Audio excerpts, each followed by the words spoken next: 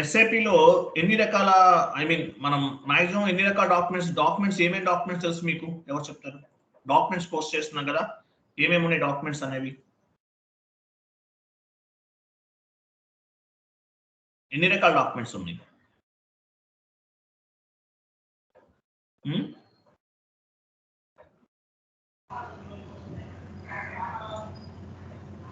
Interview question. Six types, sir.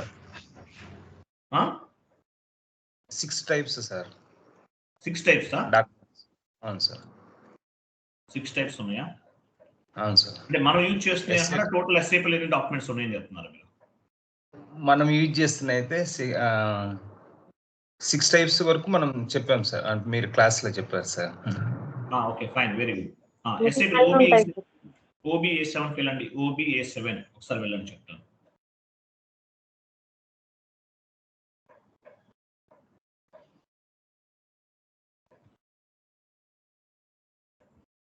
Documents types ఏంటంటే మీరు చెప్పాలి. 57 వస్తాయి న్యాచురల్గా. ఎస్ఏపీలో ఎన్ని డాక్యుమెంట్స్ ఉన్నాయి? 57 డాక్యుమెంట్స్ ఉంటాయి. ఇక్కడ కొన్ని ఓన్గా క్రియేట్ చేశారు, 60 కనిపిస్తున్నాయి.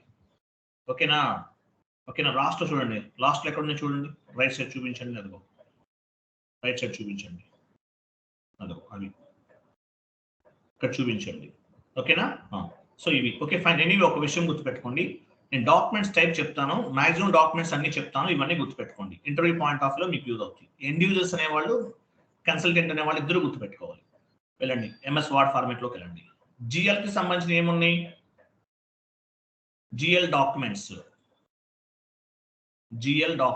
టైప్ చేయండి. అది టైప్ చేసింది రెడీగా లేదు, టైప్ చేయండి, ఏం పర్వాలేదు.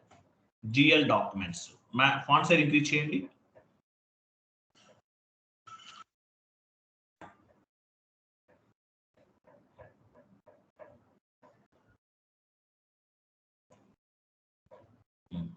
GL డాక్యుమెంట్స్ కలర్ వచ్చి GL డాక్యుమెంట్స్ టోటల్ గా 2 ఉంటాయండి. SA document, AB document. GL documents ఎన్ని ఉన్నాయి? 2 టైప్స్ ఉంటాయి, అంటే మనం యూజ్ చేసే కింద SA document and AB document. SA అంటే GL పోస్టింగ్. SA డాక్యుమెంట్ అంటే ఏంటి? GL posting. SA డాక్యుమెంట్ అంటే. Next AB document.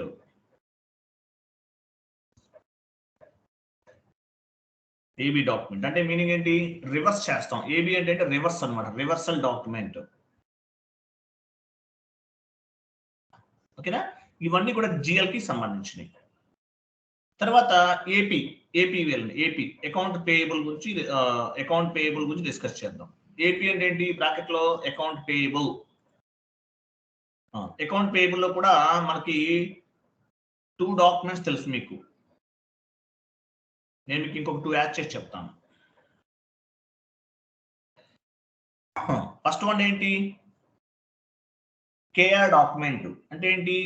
Vendor invoice document.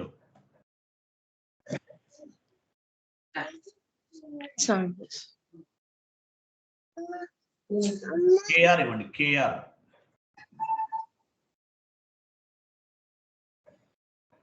First document ఏంటి? KR డాక్యుమెంట్ అంటే vendor invoice document. KR document.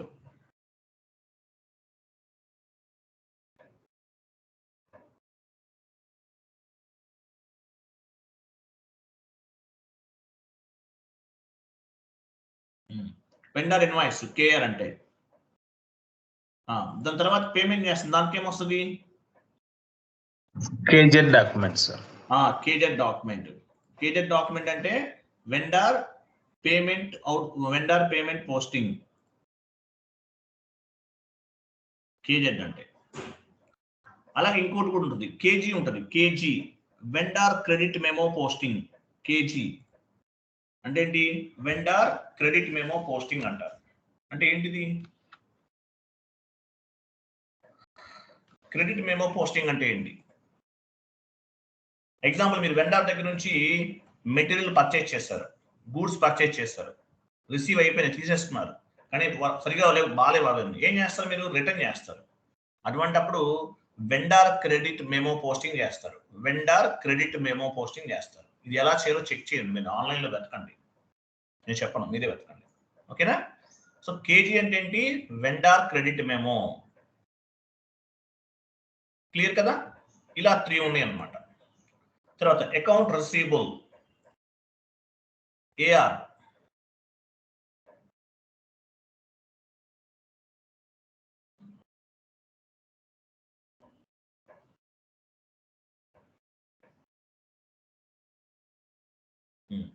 AR లో కూడా డాక్యుమెంట్స్ ఉన్నాయి. ఏమున్నాయి ఏఆర్ లో?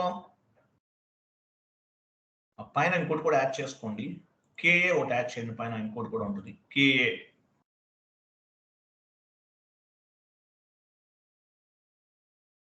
కేఏ కేఏ పైన కేఏ. కేఏ అంటే మీనింగ్ ఏంటి? Vendor document posting. ఇది కూడా వాడుతుంటారు. కేఏ జస్ట్ అలా ఉంచండి అంతే. KA vendor document posting. ఇంకోటి కింద అకౌంట్ రిసీవబుల్ లోకి వచ్చేసాం. అకౌంట్ రిసీవబుల్ లో customer invoice posting T code ఏంటి?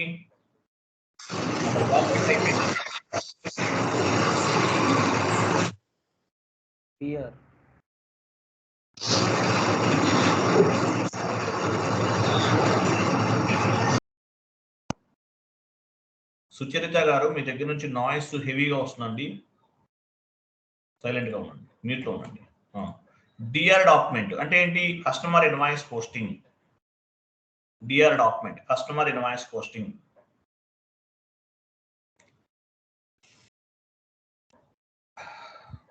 Next DZ document. DZ document అంటే డిఆర్ అంటే కస్టమర్ ఇన్వాయిస్ పోస్టింగ్, డిజెడ్ అంటే customer payment posting. Customer payment posting. So customer మీకు పర్చేజ్ రిటర్న్ చేశాడు, అప్పుడు ఏమవుతుంది? డిజెడ్ కాదండి, పేమెంట్ చేస్తే డిజెడ్. కస్టమర్ రిటర్న్ చేశాడు DG, customer credit memo posting. DG అంటారు దీన్ని. DG G G G for Gujarat.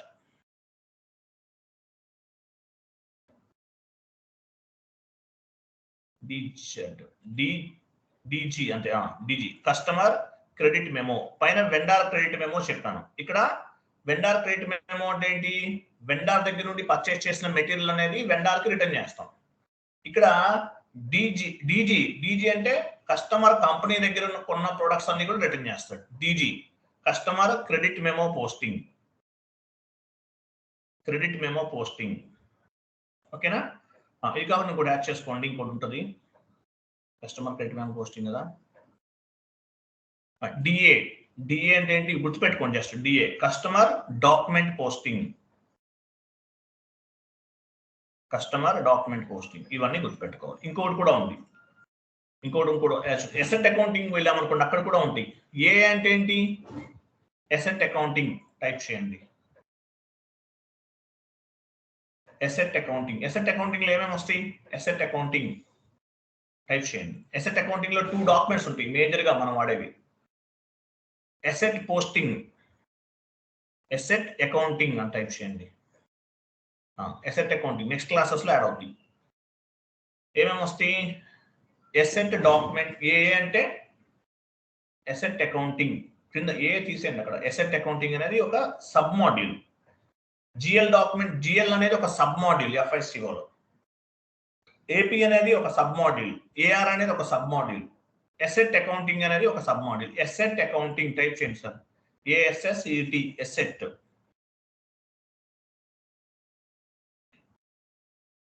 ఉన్నారా నిర్మల్ గారు? ఏఎస్ఎస్ఈటి ఎసెట్ అకౌంటింగ్. ఎసెట్ అకౌంటింగ్ చూడండి, ఇవన్నీ సబ్ మాడ్యూల్స్. ఎఫ్ఐసిఓలో సబ్ మాడ్యూల్స్ ఉంటాయి. జిఎల్ డాక్యుమెంట్, జిఎల్ అనేది ఒక సబ్ మాడ్యూల్. దీన్ని R2R అంటారు, రికార్డ్ టు రిపోర్ట్ అంటారు.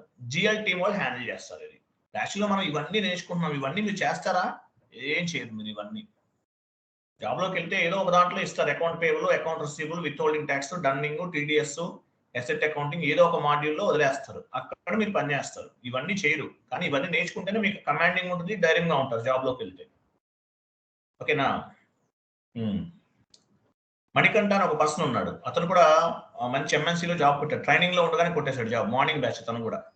తను చెప్తాడు, సార్ నాకు ఫస్ట్ ధైర్యం ఉంది సార్, ఇక్కడ వచ్చిన తర్వాత నేను ధైర్యంగా ఉండగలుగుతున్నానంటే మీ దగ్గర ట్రైనింగ్ తీసుకోవడం వల్ల అని చెప్తాడు. అతను కూడా వేరే 2 ఇన్స్టిట్యూషన్స్ జాయిన్ అయిన తర్వాత మన దగ్గరికి వచ్చాడు. మణికంఠ అనే పర్సన్ హైదరాబాద్ లో 2 ఇన్స్టిట్యూషన్ చేంజ్ అయ్యారు. ఆయన సబ్జెక్ట్ అర్థం అవ్వలేదని తర్వాత మళ్ళీ మన దగ్గరికి వచ్చారు, సబ్జెక్ట్ నేర్చుకున్నారు. సో విత్ ఇన్ 1.5 month అనుకుంటారు కొట్టేసారు, జాబ్ కొట్టారు. మోర్ దాన్ 12 lakhs అంత వచ్చింది ప్యాకేజ్ అతను కూడా. ఓకే, ఎసెట్ అకౌంటింగ్ లో 2 types ఆఫ్ ది డాక్యుమెంట్స్ ఉన్నాయి. ఏంటవి? ఎసెట్ ఏఏ. ఫస్ట్ డాక్యుమెంట్ ఏంటి? ఏఏ. ఏఏ అంటే ఏంటి? Asset document posting.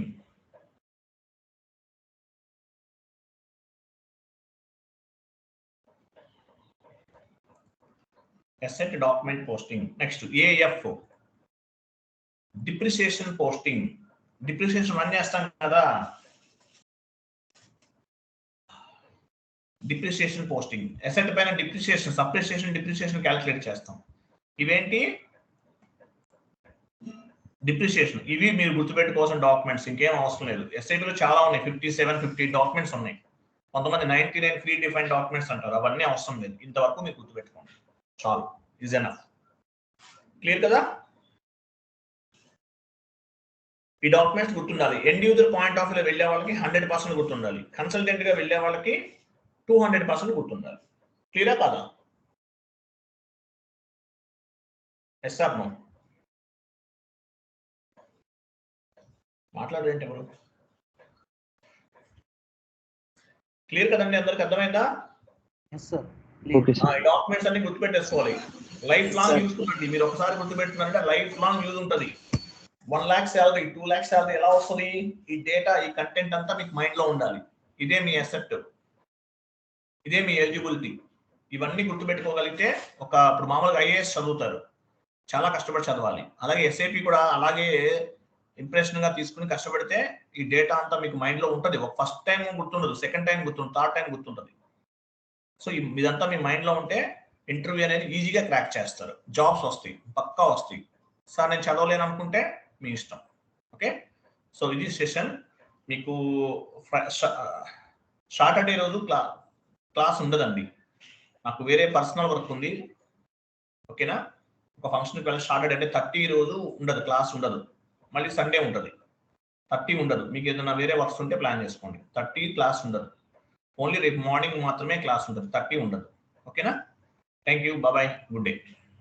And server ఎవరికైతే ప్రాపర్ గా రావటం లేదో మీరు ఏం చేయాలంటే సపోర్టింగ్ టీమ్ వాళ్ళని కాంటాక్ట్ చేసి వెంటనే సర్వర్ అనేది తీసుకోండి, ఇంటిమేట్ చేయండి, వాళ్ళు బ్యాకప్ ఇస్తారు. ఓకేనా? రైట్, రికార్డింగ్ ఆఫ్ చేయండి.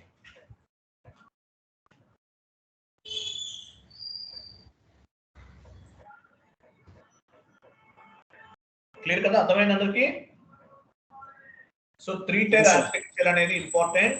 Different types of the layers ఉన్నాయి, as well as documents type. ఇవన్నీ ఇంటర్వ్యూలో మిమ్మల్ని అడిగే క్వశ్చన్స్ అన్నమాట. ఇవన్నీ గుర్తుపెట్టుకోవాలి. Okay, thank you, bye, good day.